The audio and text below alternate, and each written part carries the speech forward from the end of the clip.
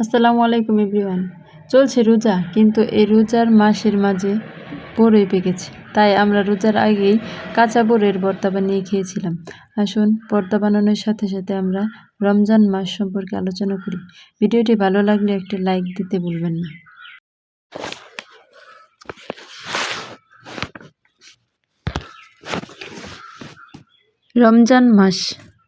রমজান মাস রহমত, বরকত ও ক্ষমার মাস।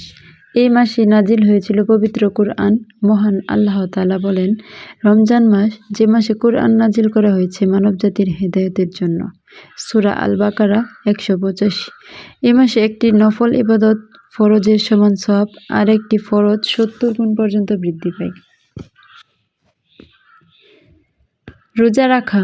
রোজা শুধু না খেয়ে থাকা নয়, চোখ, কান, জিহ্বা ও হৃদয়কে গুনাহ থেকে হেফাজত করাই প্রকৃত রোজা। রাসূলুল্লাহ সাল্লাল্লাহু আলাইহি সাল্লাম বলেছেন, যে ব্যক্তি ঈমান ও সওয়াবের আশায় রমজানের রোজা রাখে তার পূর্বের গুনাহ মাফ করে দেওয়া হয়। বুখারী ও মুসলিম। 5 ওয়াক্ত নামাজ ও তারাবি।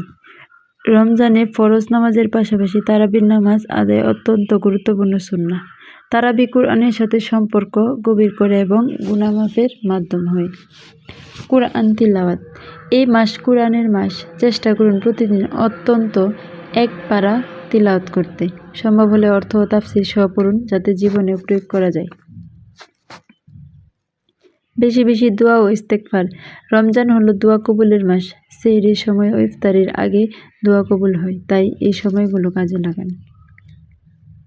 বিশেষ কিছু আমল যা ভুলে গেলে চলবে না: আত্মশুদ্ধি, গীবত ও পরনিন্দা থেকে বেঁচে থাকা, সময়ের সঠিক ব্যবহার, পরিবারকে ইবাদতে উৎসাহ দেওয়া। রমজান শুধু একটি মাস নয়, এটি আত্মপরিবর্তনের সুবর্ণ সুযোগ। আমরা যদি এই মাসে নিজেকে গুনাহ থেকে দূরে রেখে আল্লাহর দিকে ফিরে আসতে পারি, তবে সেটিই হবে প্রকৃত সফলতা। আসুন এই রমজানকে বানাই জীবনের মোড় ঘোরানোর মাস। আজ এ পর্যন্তই। সবাই ভালো থাকবেন, সুস্থ থাকবেন। আল্লাহ হাফেজ।